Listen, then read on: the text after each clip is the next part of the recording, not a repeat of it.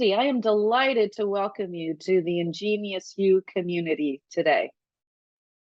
Thank you so much. We're delighted to be here. Good to be here. Thank you. So we have thousands of listeners from around the globe, many of whom may not know much about the Pennsylvania state higher ed system, which is referred to as PASSHE. Could you give us a high-level overview about the system, your mission, who you serve? Well, thank you for that question. We love talking about our system and our mission and our students. So it's a great opening question. Pennsylvania's state system of higher education, the acronym being PASSHE, was formed in 1983, 1984. I think the enabling legislation passed, and it pulled together 14 four-year institutions, which had begun as normal schools. There was a movement in the 80s that started to pull together schools like this in a number of states into systems for the purpose of not only greater branding and possibly economies of scale. And the system was born. And it was born with a mission of providing the highest quality education, four-year education at the lowest affordable price. Essentially, was the mission originally. That pretty much remains the core of our mission, although we've evolved today to recognize that there are state workforce needs that must be met.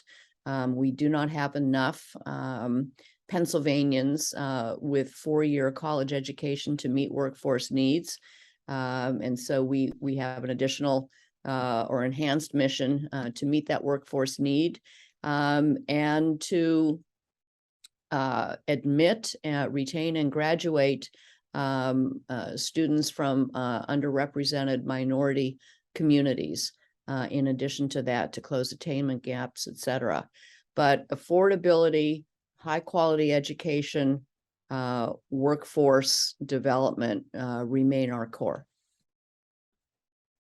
That's a great segue for my next question, Cindy, and that is in 2017, PASSHE launched a historic, unprecedented, and I might say highly ambitious system redesign.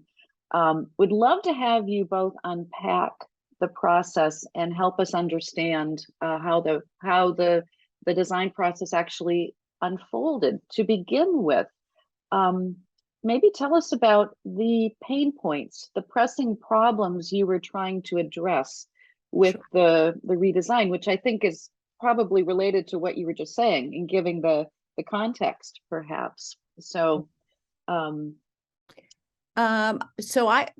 this one I will start with only because I was there before Dan was, so I can talk a little more from firsthand experience about how it began. But I was appointed by the governor, and our board of governors, our state senate confirmed by our state senate in 2016. I think I joined in time for the April quarterly meeting, and at the July quarterly meeting, I became chair. So, kind of got thrown into that. And, as chair, I was taking the job even more seriously than I was when I first joined as a governor. It was clear that we had a major financial sustainability issue in that in 2010, the state budget, the state allocation had been enormously slashed, close to 30%. We'd never recovered from that. And we were also experiencing an enrollment decline, which was attributable to many things. Yes, there was a demographic decline, but it was partly on us too, because we were actually only using the lever of tuition to compensate for the loss in state money. And so we were pricing ourselves out of business, and certainly out of business in terms of the mission, that we had to serve. And so we determined that we were no longer going to spend every year going to the General Assembly, wringing our hands, saying, poor us, we need more money. And we were actually going to try to tackle the issue head on. But we didn't know what the issue was exactly. We didn't know how deep it went. And we frankly didn't have any real ideas about how to tackle it, except to, keep cutting to the bone at the university level, which after a while, just doesn't work anymore. And all it does is perpetuate a cycle of fewer programs, more frustration for students, worse product, then they don't come, then you don't get the tuition even. So it was just a really bad cycle. And we hired a national nonprofit consulting firm to do a top to bottom study. And we determined, we were going to be honest and transparent about the results and about tackling it. And the report came back, and it was actually largely saying it's actually more expensive to close schools. Don't close schools wholesale. Don't shut them down. And you have a fundamental problem with your governance structure because it's so political. So a lot of that was helpful. We knew that we needed to do more. So the next thing we determined was that we were going to go through a system redesign, and we were going to establish as our priorities student success, university success, by which we meant financial sustainability, and much better governance and leadership. And that we did, take from this consulting report that we got. And we embarked, on this 3-pronged redesign campaign, and had the opportunity at the same time to do a search for a new chancellor.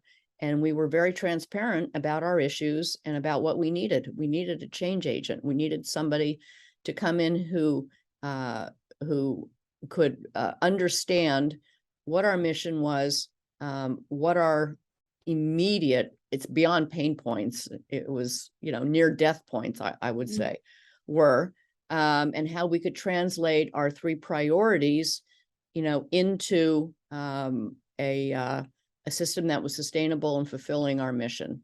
And we hired Dan, and, Dan, I think you should sort of take it from here and talk about then some of the specifics that we undertook. Yeah, I mean, I think I was given 6 months to come up with actually fewer. I started in September. I was told by the January board, October, November, December, January, 4 months to come up with strategy or a strategy framework. But you were working with me, so it was all. Yeah, it was a hustle. Anyway, and it was really, I mean, you sort of boil it down. There's 2 component parts. I think, one of them was financial stabilization. I think, the further we dug into the challenges that we were facing, the more we realized how serious they were. And that the more that financial stabilization really began to take priority as kind of short-term priority. And then the second was the longer-term visions that Cindy's already touched on, which is really, how do you retool the system so that it can not just survive, but thrive into the 21st century when the demands for higher education are growing, and in order for higher education to meet those demands, especially state-owned universities, it has to open the aperture and serve wholly different kinds of students, and offer wholly different kinds of programs than it has been used to. So that second order of business is the longer, obviously more protracted one. It's the one we're sort of fully embarked on now, I think was fundamentally the more important. So, the initial sort of framework for system redesign had those 2 component parts. That became increasingly sequenced as the financial exigency really began to come front and center. But that, and I guess the third component, sort of, which I'll sort of touch on, which sort of evolved over time, was that recognition that in our political context, it was important. It was impossible to close university for political reasons, and it was impossible to gain state funding because of the Republican majority in the General Assembly until we had satisfied the majority that we had gotten our arms around some of our financial challenges. There was a genuine interest, I think, in supporting the state system at a higher level, but not until, we demonstrated that we could manage money effectively. And that was really directed at the chancellor and the board, not so much the universities. So there was this third component, which was a grand bargain. Like, we know we need investment from the state, but we have to sort of sequence the work so that we prioritize financial stabilization, so that we can get the investment that we need to sort of take off in that second component, which is really about performance improvement. Yeah. So the political context in Pennsylvania is a really important thing. Absolutely that correct. Factors into this, which is a little unique, I think, in your state. So, and Dan, you knew what you were getting into. You were hired, or maybe not. I sort of did. Yeah, I mean, to go big picture, you kind of understand big picture. The detail level, the visceral level, you kind of only understand it when you're right in the middle of it. I think, Cindy, you'd probably say the same.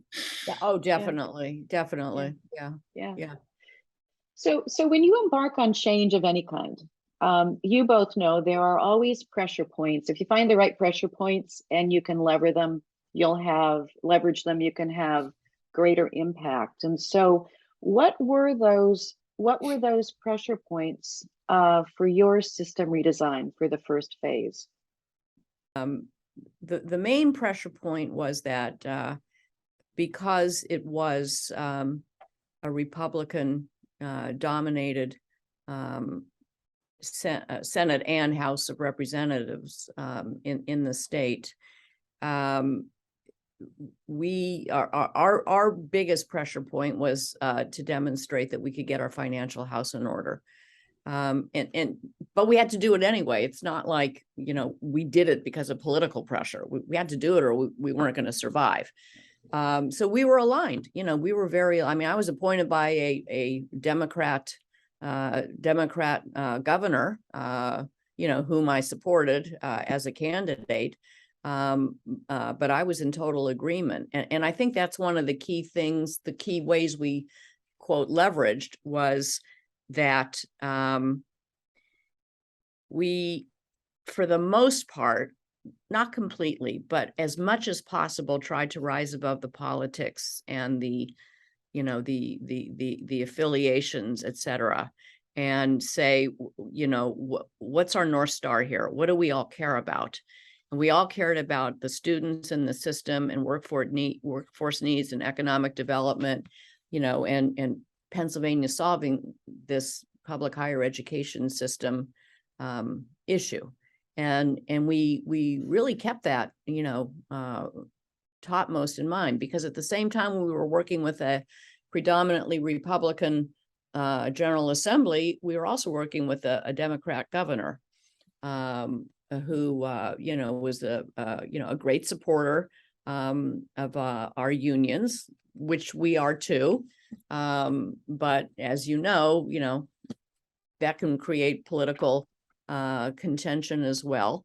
But really just constantly reminding everybody and reminding ourselves what we really cared about and what we really had to do here was a tremendous leverage against that particular pain point. But I would say that was the first one. And until we could demonstrate that we could be fiscally responsible, and we had to do that, by the way, through a new collective bargaining agreement cycle. The first one that happened when I immediately became chair was literally a month later. We took a strike by the faculty union. That was it was disastrous for so many reasons, not just, the terrible feelings that it created and the mistrust, that both sides had to overcome. But the obvious, shutting down the universities for a number of days. And it was just a terrible thing. And Dan and I had to face, 4 years later, another collective bargaining round. And that could have been a pain point. But we approached it from the point of view of what are we all interested in? What do we all want to try to achieve?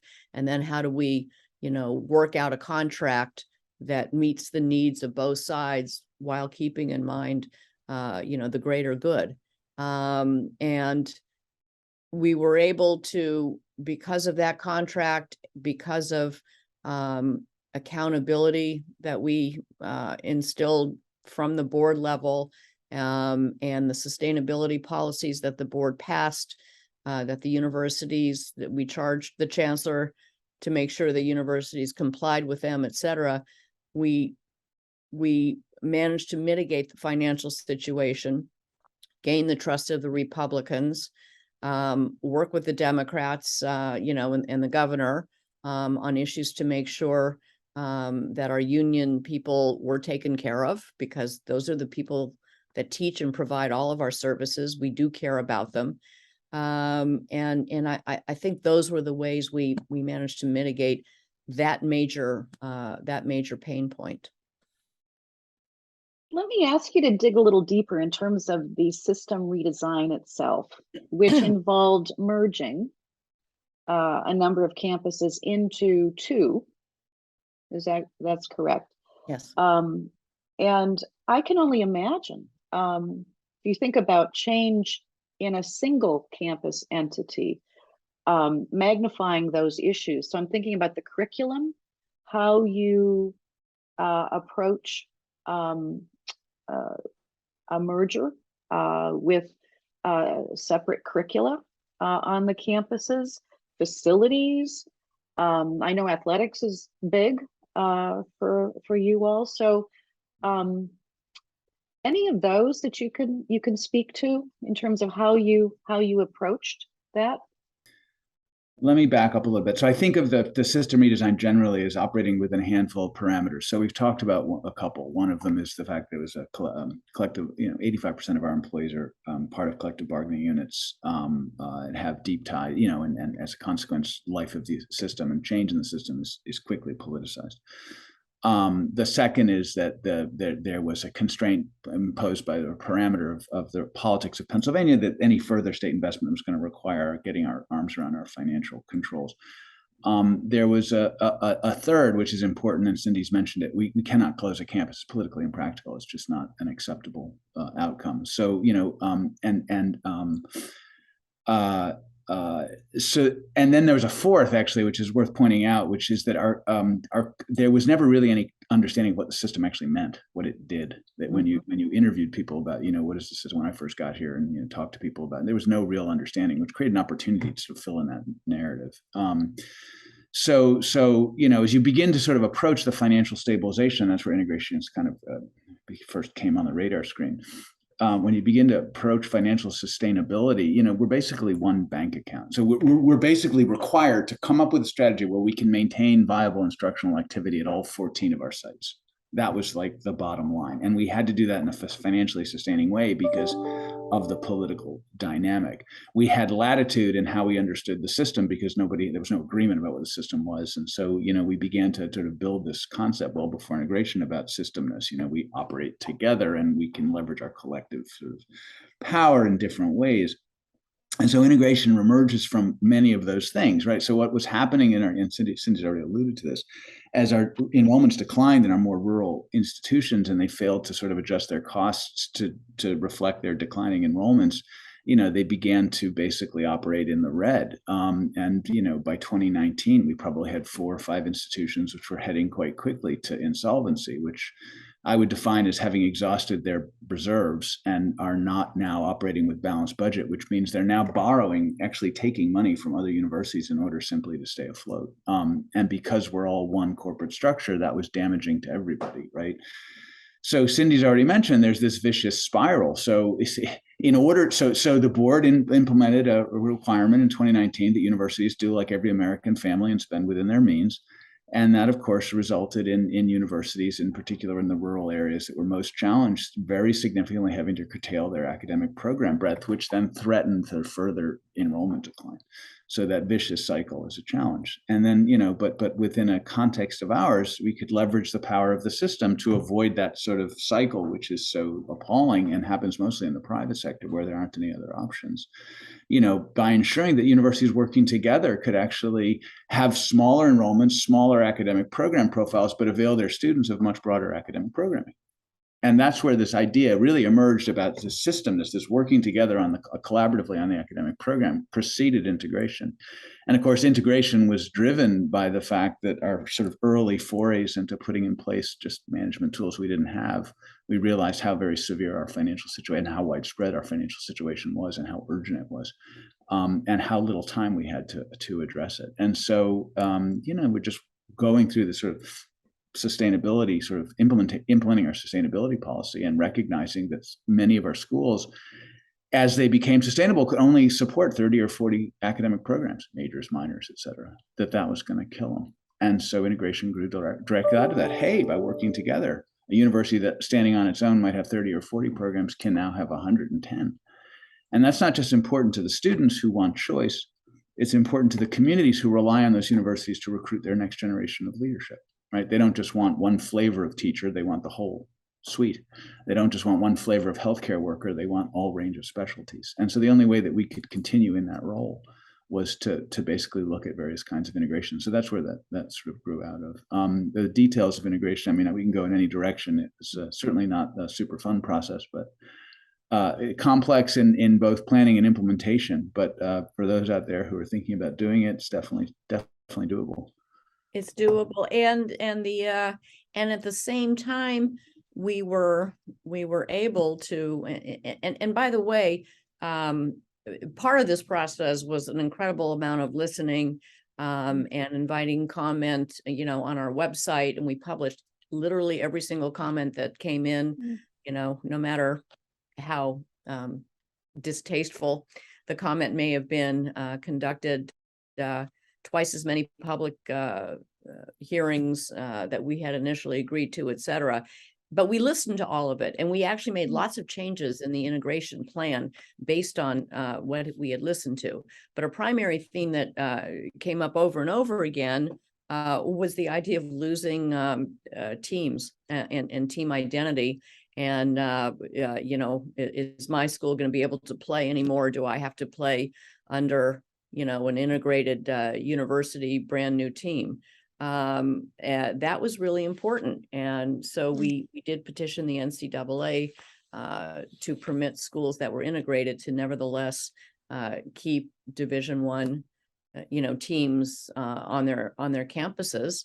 And that was granted, and that was very helpful in making this sort of more palatable. The only interesting thing I would add is just something, sort of observational. I live in Western Pennsylvania, and several months ago started seeing billboards about Penn West and happy looking students and all of this, and then commercials about Penn West. And I would say that definitely the three integrated universities here in the western part of the state that are now the Penn West University have really sort of leaned into this new branding, and it's really kind of exciting. So, they have their own identities to a certain extent, but they're actually excited about what they do have to offer as a brand new. When you're brand new, it's a clean slate, and you can form your own branding, and there's just so much possibility, and they're really leaning into it.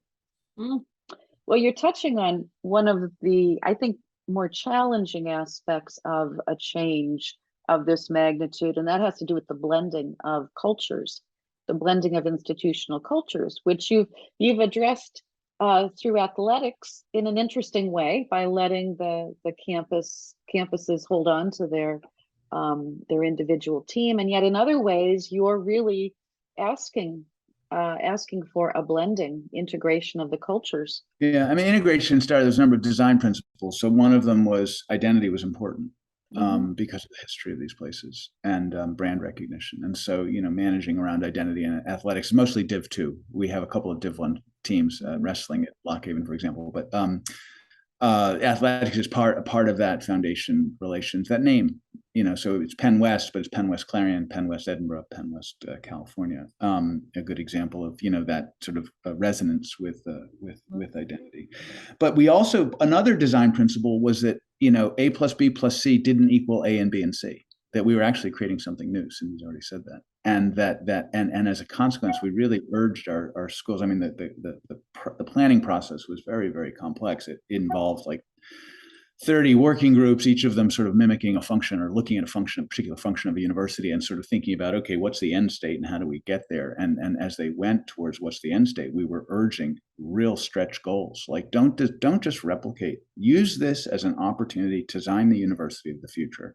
It would be such a mistake simply to replicate what we've already got, because what we've already got, while it has many strengths, also has many weaknesses. So use this as an opportunity to respond to those weaknesses. And of course, the other huge opportunity that comes from integration is that you're not just reorganizing a single department or a couple of departments. When you do that, you inevitably run into the constraints that evolve if you're reorganizing enrollment management, you will eventually bump into the academic enterprise, or you will eventually bump into the financial services operation or the financial aid operation or to the marketing department. And when you bump into another function, you typically, unless that function agrees to join you in your reorganization, you've kind of gone as far as you can go. When you're throwing all the cards up in the air. So we really urged our folks, do two things. Use this as an opportunity to build the university of the future and not replicate what we have. Understand what that university looks like.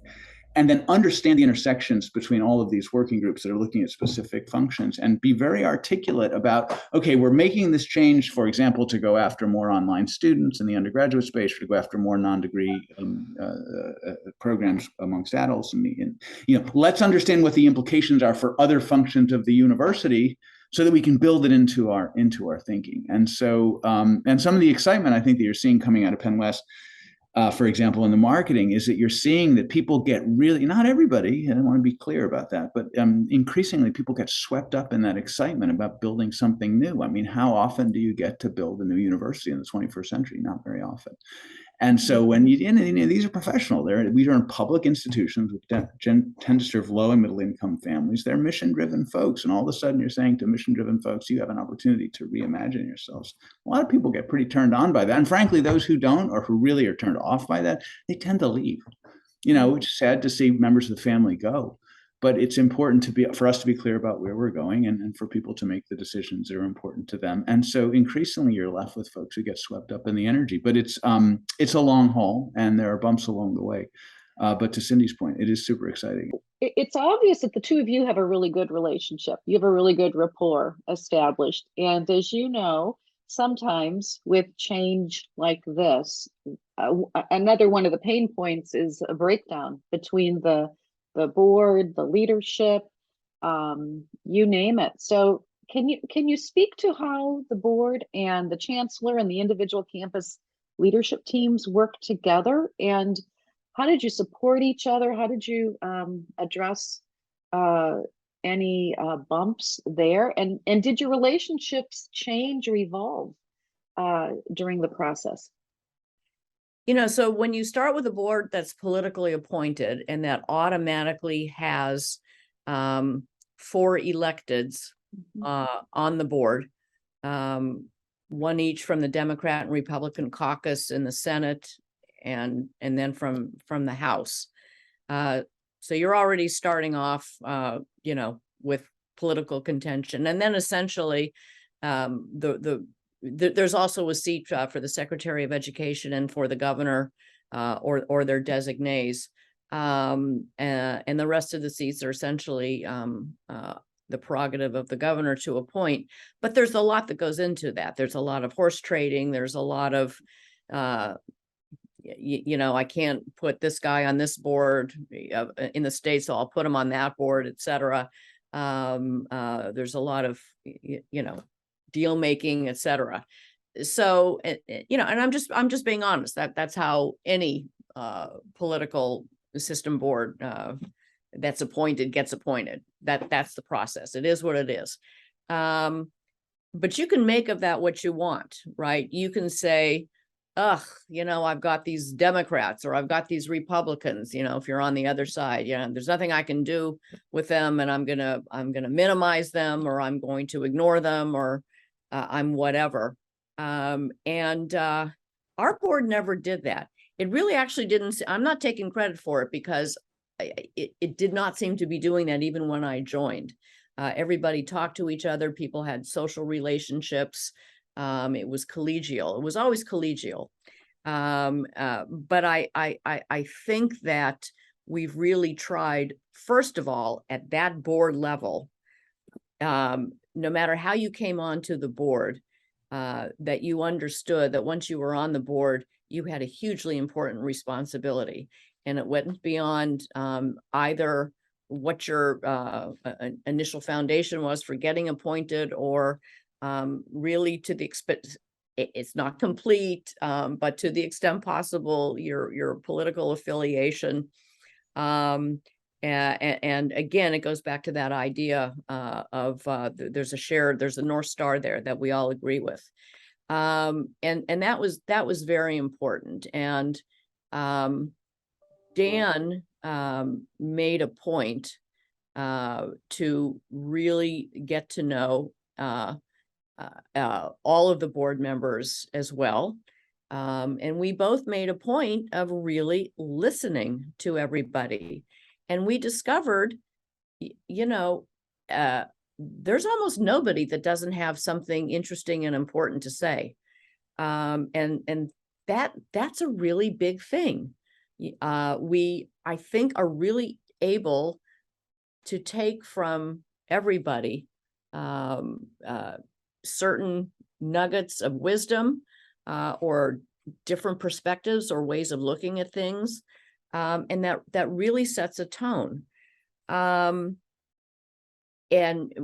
what Dan really did, and he can speak about this more though, was Dan made a huge effort to reach out to the university leadership as colleagues who were all in on this. So, right, redesign wasn't coming from the board, and redesign wasn't coming from the chancellor, and redesign wasn't coming from, the Republican majority or from the governor. Redesign is coming from all of us, and presidents, this point about it's one corporate account. Well, that means you're all responsible for each other, and you're all accountable to each other. And the accountability flows both ways, between the board and the universities, et cetera. And Dan, though, in a very pragmatic way, by creating an executive leadership group that is composed of the presidents, started to use the presidents as his closest advisors, and as each other's closest advisors.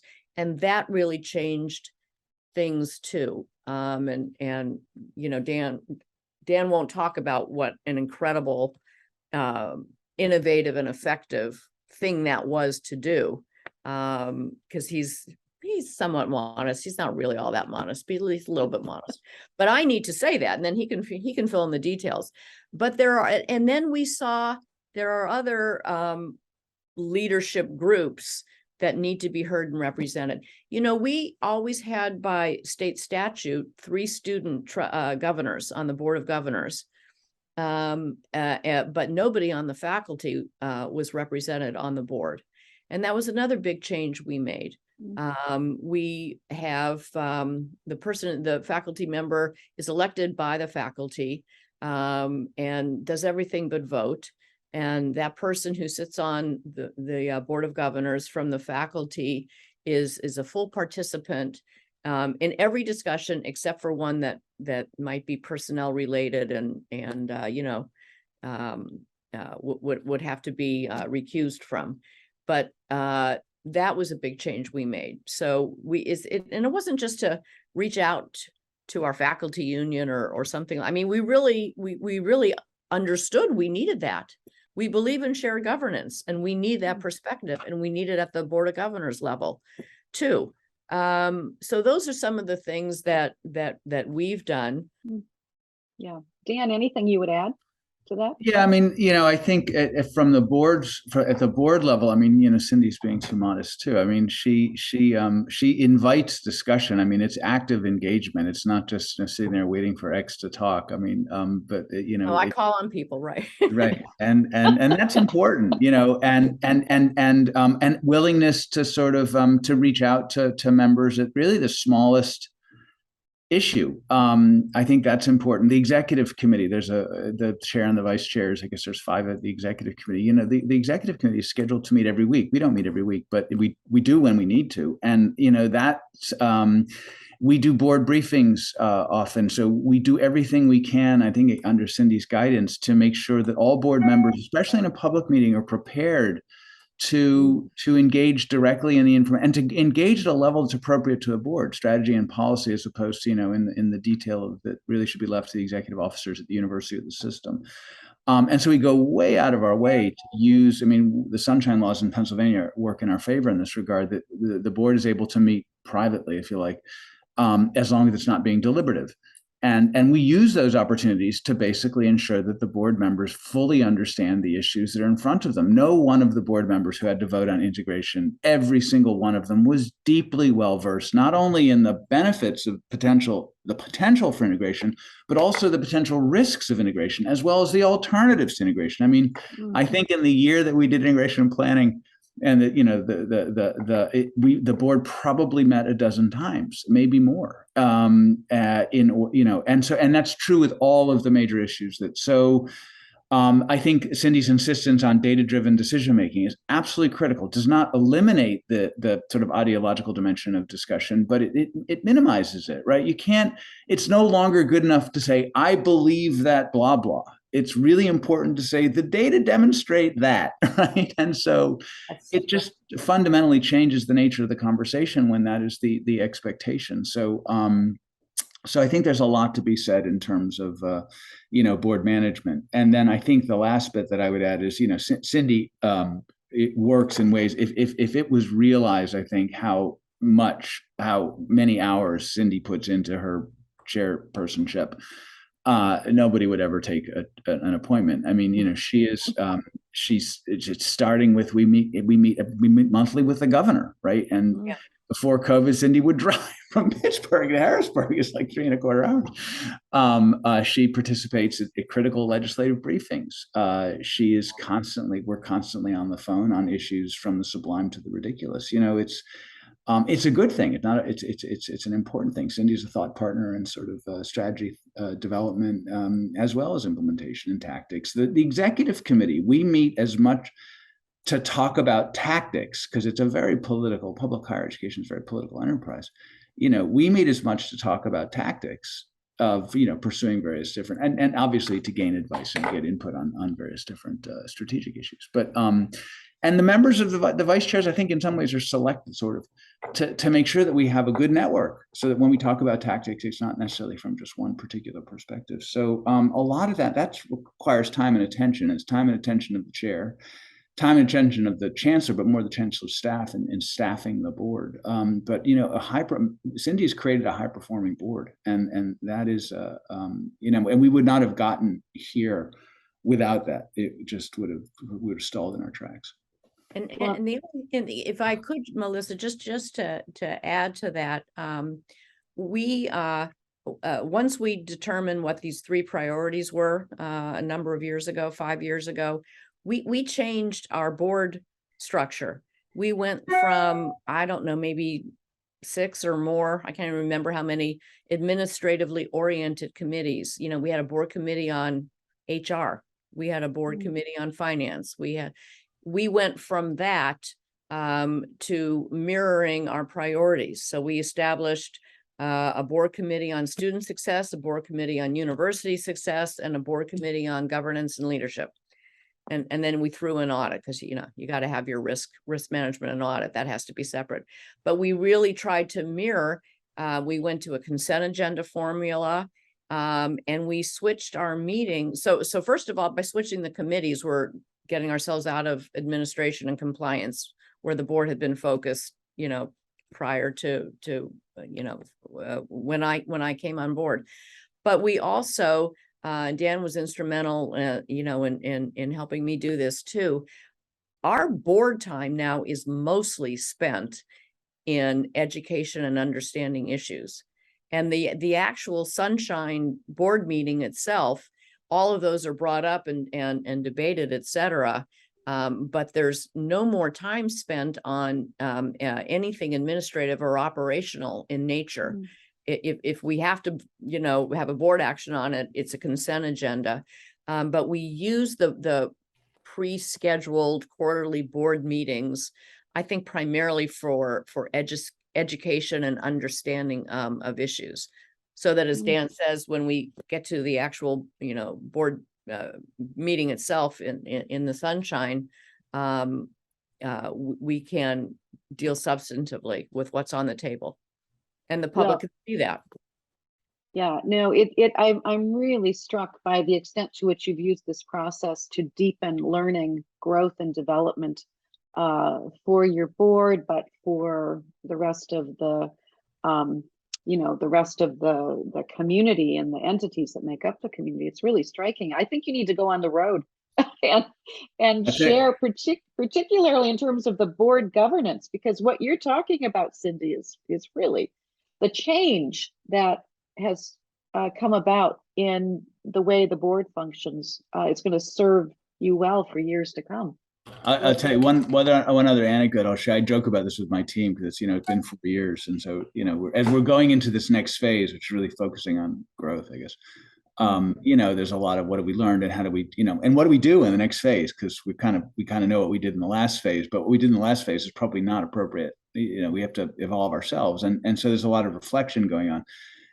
One of the interesting aspects of that reflection is to realize how long it took just to basically put a bunch of tools in place without which we could not have done anything like we've tried to accomplish. So actually, we've talked about one of them, which is the whole kind of not just restructuring, but the culture of the board, the way the board acts, et cetera, which then opens up a whole different opportunity to sort of how you engage leadership, executive leadership, myself and the presidents. If the board's operating at a policy and strategy level, that means that the presidents and the chancellor are kind of, partners in recommending strategies to the board and then implementing them. So that how do they then get governed? I was talking with my colleague, Kate Akers, the other day, who runs our advanced data analytics unit. The boards, she said to me, it was interesting. I'm interviewing her because I'm trying to write some of this stuff up. And she said to me, what really allowed us to build, we have probably the best data analytics unit in the country. I'm not kidding. We have the best, the broadest. We have a longitudinal student longitudinal data system. We integrate workforce data, census data, education data from state and national sources. There's a whole lot of cool stuff that we're now able to do.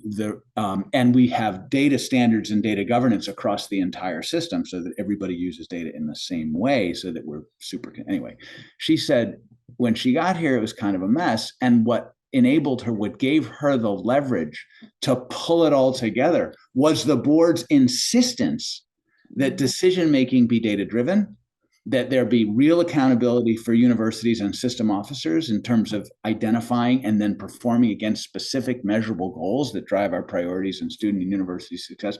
All of a sudden, it was now absolutely critical. So, and then we're, putting in place HR systems, et cetera. So putting in place the tools that enabled us to drive transformation took years.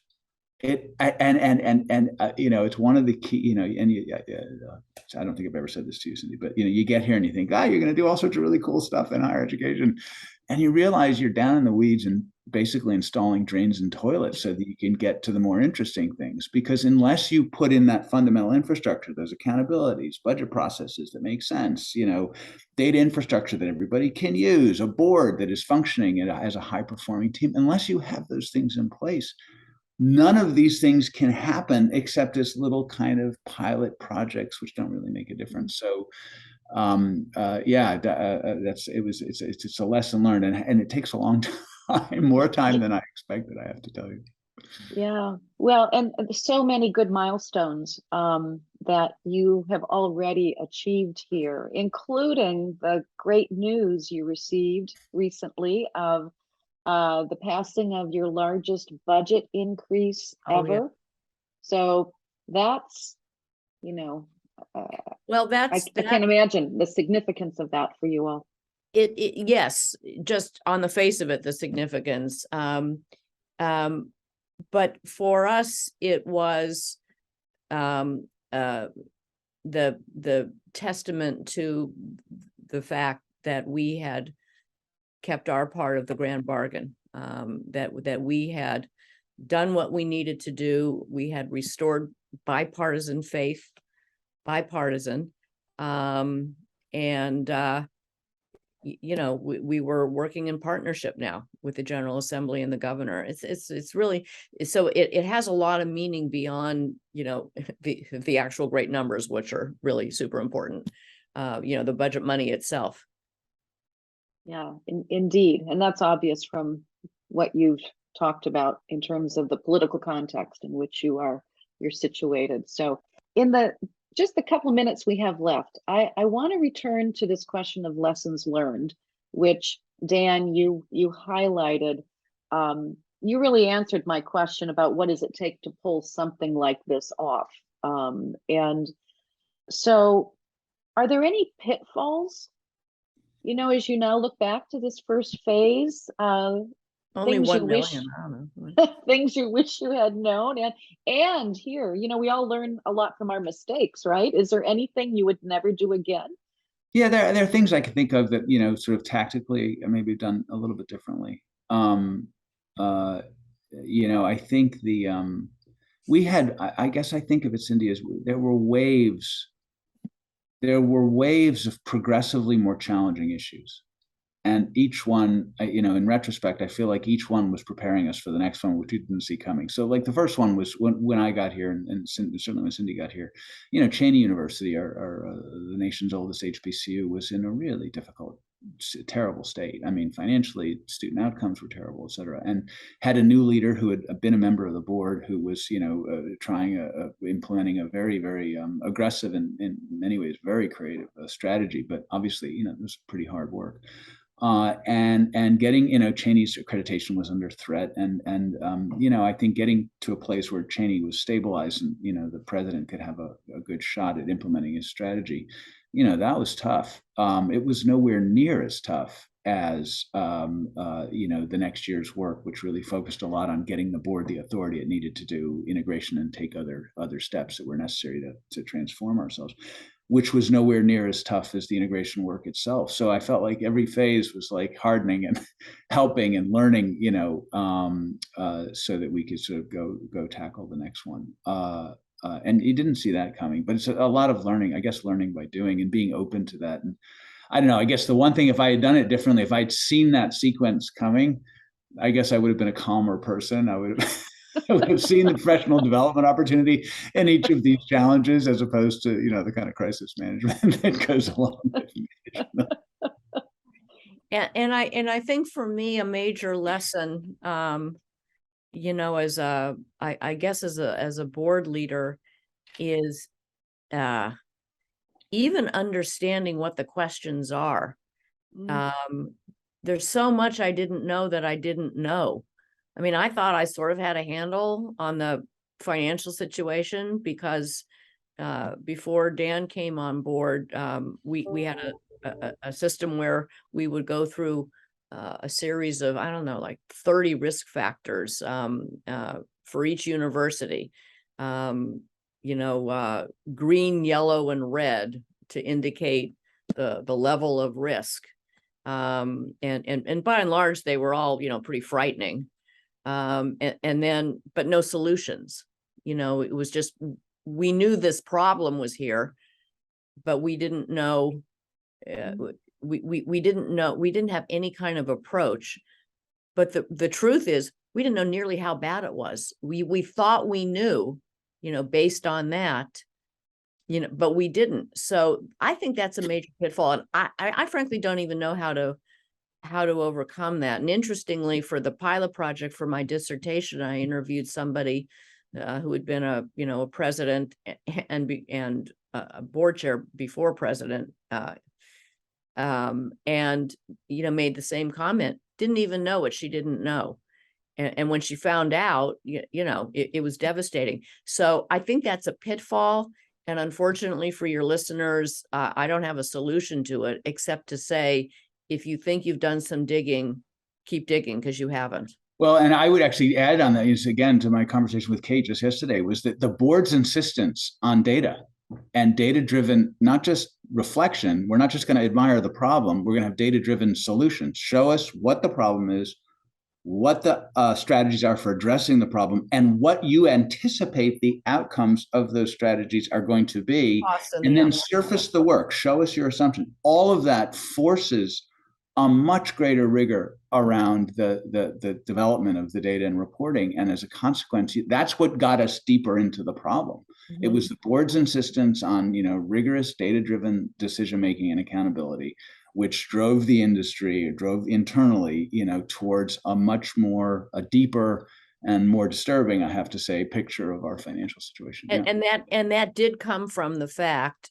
that we were so woefully undereducated about what the real issue was. That drove us to say, this is the only way we're making decisions going forward. Yeah. That's a great principle to wrap the lessons learned on. And I would just observe that you obviously were also very open-minded. You didn't come into this with preconceived ideas or notions, but you were really willing to look at the data and learn from the data, which is also, I think, obvious in how you approach this. And willing to compromise too, by the way, because remember, Melissa, we had to compromise too. We didn't get everything we wanted. Yeah. We took a lot of flack for things that we basically were sort of forced to do. So it's not all, la la land. But you had to be willing to do that as well. Yeah. So my signature question, we have a signature question we ask everybody. So I just need to get your thoughts on this before we close. As you look to the future for higher education, what's the thing you are most either concerned about or excited about?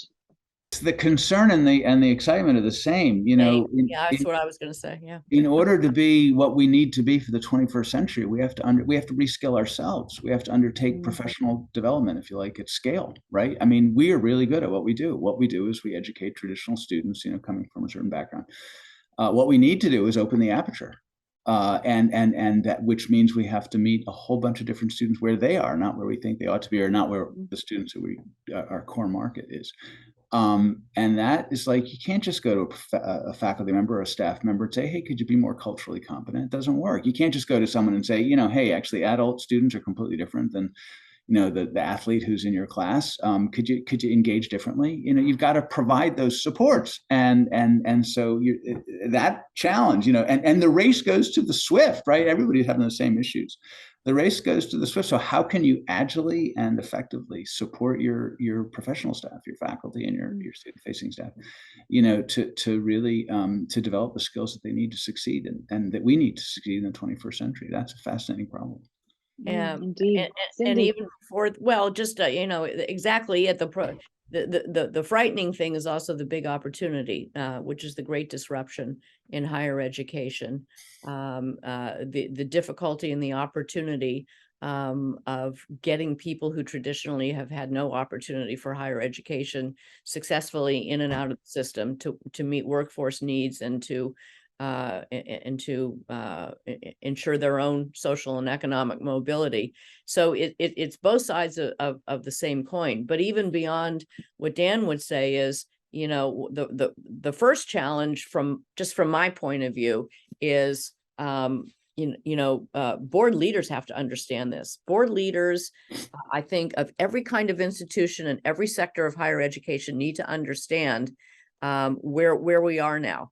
And how the system is being disrupted, how it is not meeting a value proposition for so many Americans. They can't be stuck in saying that the old ways of doing things in our traditional, lovely, residential 4-year proscribed curriculum where faculty and administrators decide what you students want instead of it being student centered. That mindset has to change. Once that mindset changes, I think it will start to flow. But for me, it starts at the top, and it's tough, to convince people who, out of the goodness, of wanting to serve, sit on boards, but just they don't get it. And why would they? It isn't their business. But that's where the change has to start. Thank you so very much. This has been an invaluable conversation, and I'm very grateful to both of you for your time, your willingness to share your experience and your lessons learned in such a candid manner. And I wish you the best in the next phase, which is already underway. Thank you. Thanks. And yeah. And